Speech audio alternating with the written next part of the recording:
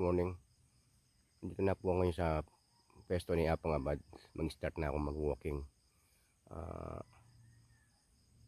Ito ngayon ang kalagayan dito. Ang araw ngayon ay August 26. Ang oras natin ay masyadong maninaw to, pero alas 5:12 po ng umaga ng madaling araw. At syempre habang naglalakad ako, nagro-rosaryo ako, at mamaya na po ulit ako magbibideo.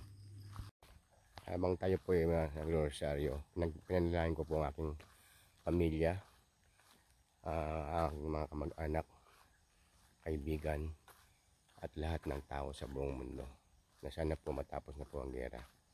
At maya ulit ako magbibideo. Rosaryo po muna ako habang naglalakad. Tapos ko lang po magrosaryo. At ito po ngayon ang ating kapaligiran ngayon dito. Kaya po pala, at sana po more blessings po, at safe travel sa aking paglalakad. At sa lahat po ng mga naglalakbay ngayon, sana po ingatan po sila.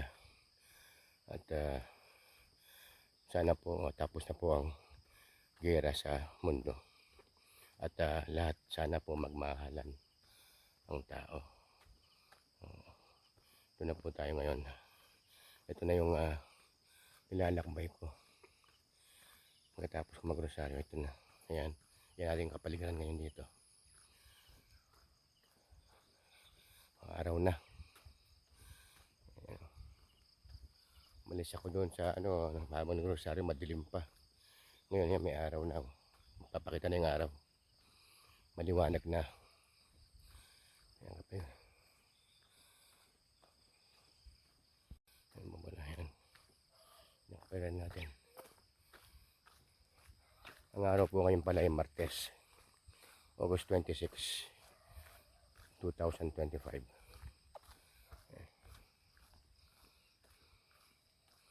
Wala namang bagyo.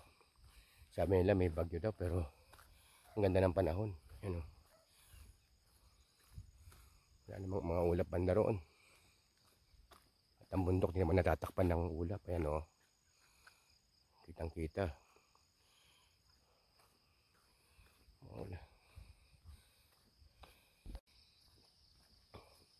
Ito mga binakuran na ito.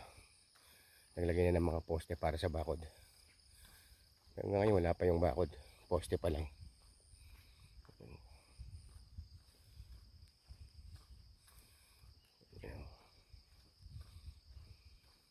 Ganda ng kapaligiran.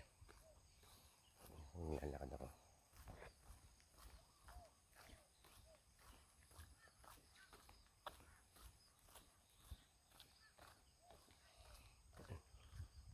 Maliwalas. Ang bundok walang kaulap-ulapan. Kaya hindi nagbabadya ng pag-ulan.